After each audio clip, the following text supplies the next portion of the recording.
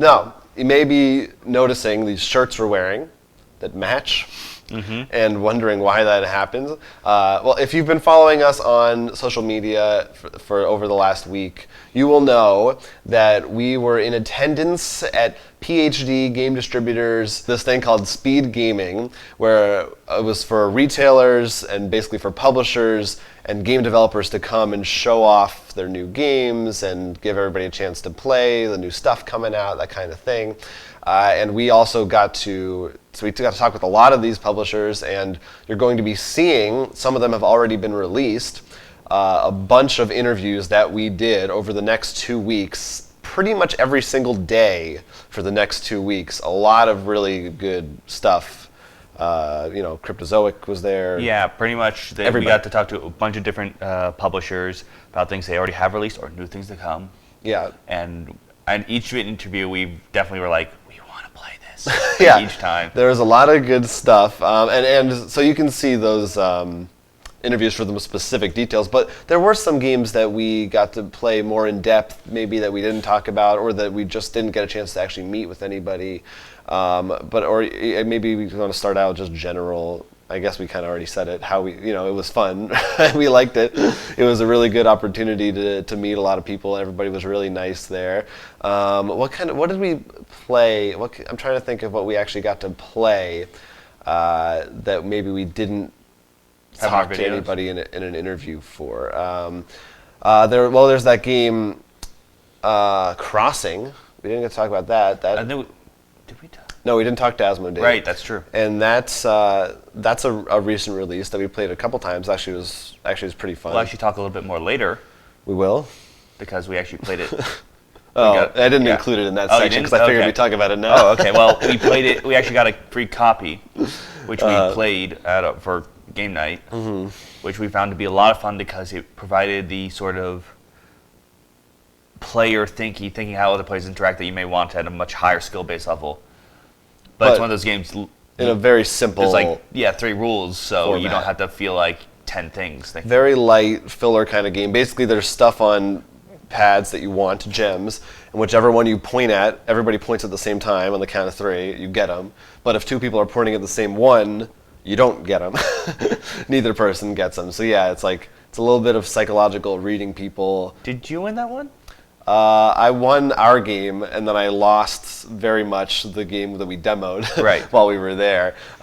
So it's a little bit of strategy, but also, but it's fun. The table, it's fun. Too. Yeah, reading the table, but a very quick, fun game. A very simple, press your luck kind of game. That's out there now. We did talk about Codenames Pictures, but we got to actually try that. That was kind of cool. The experience of it was very different. Doing it with pictures instead of words. Very different. I almost felt it was maybe, for me as a clue giver, a little bit easier. Yeah, you were the clue giver. I think one of the things that makes it easier for you is you're not like, I can't use the word shark. Right. There's a lot more interpretation or freedom in that sense. And it's a little, it was interesting. And what was weird, though, coming from me, I don't know why, but I thought this more with the picture one. I remember thinking, like, oh, Jonathan wouldn't give him a clue if he's talking about media about this, but he would for Sherlock or something. Right. Yeah, and then also you were on a team with someone that we did not know, we were just introduced to, so I had to be like, I don't know if they'll understand. That's why I had to be like, from what I know of Jonathan. Right. That probably gave us a little bit of an advantage because the other team didn't know anything. But one of the things I did actually like, which came out during the Codenames, but in general I liked talking with all the distributors, like I also had Cryptozoic, question that brought a similar thing, was actually learning about sort of the problems they deal with. Because, we always all complain, why didn't they print enough of that game X? Right. But to actually hear them tell them, like why, it's like, look, we did. We didn't think it'd be this popular. We're like, fine, I'll order another box, but there's no way we'll sell through this. Right. Or and I think that stuff is really interesting because it's sort of the nitty gritty, like why did they make the choice to do this or this and stuff. And yeah, no, it was great to hear that straight from the source. Because Codenames, was this juggernaut. And like I said, a couple other ones too. So. Yeah, although I think maybe they're starting to reprint Seven Wonders Duel. That one, I might put a little blame on them for, but I would have to hear from them. It's another one of those things where it's hard to say without being in their shoes. You know, usually and that's what I like. I like hearing about their yeah, shoes. no, that was really cool, and that's why it was great to do these interviews to also give other people a chance to kind of get in on some of that. We got to talk to the Broken Token people, saw some cool stuff that they had.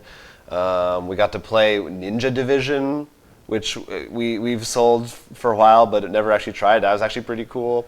And we got a run through of War Machine, which was another thing that I didn't know anything about, which was cool. And those are both sort of they're very different themes and different audiences, I would say. But don't forget you whipped me in Onitama. Onitama, that's right, which I had played, and that game was pretty fun. It's very interesting because it's like taking chess done simpler, but by making it simpler, it becomes more strategic. Yeah. In a weird way. Yeah. Well, I also I liken it a little bit to sort of like the way BattleCon and other games. We've talked about this mechanic before, where you know what your opponent has in their hand because you can see what they discarded and used already. Only in this one, you actually give them. Yeah, so you have to think about, I want to do this, but if I do that, they're gonna get it next turn. So there's a lot of thinking 3 steps ahead. But yeah, so that's they really did nail the feeling of a game like chess, where it takes you 10 minutes to play it, and it's very simple, but there's so much strategy going on. So that was cool. So yeah, we saw a lot of great stuff. Met a lot of great people.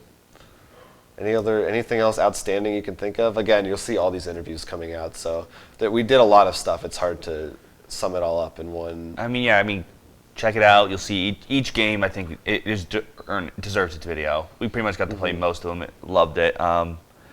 It's really nice from also meeting other retailers and stuff, and the Magic the Gathering people hosted a event for pretty much having us talk about, share ideas of how to sort of spread the word. Try to make your local gaming store actually much more friendlier or more acceptable, which I know was a really big issue that came up earlier when Asmodee announced their whole change in subject. A lot of people are worried about their local stores. So. And I mean, I think just the last couple of weeks we've been talking about people's just comments and stuff also about how their local gaming stores can be oppressive environments, and Wizards of the Coast is really adamant about making that not be the case, which is nice, and obviously in their interest, since that's a huge reason that people go to gaming stores to play Magic and D&D.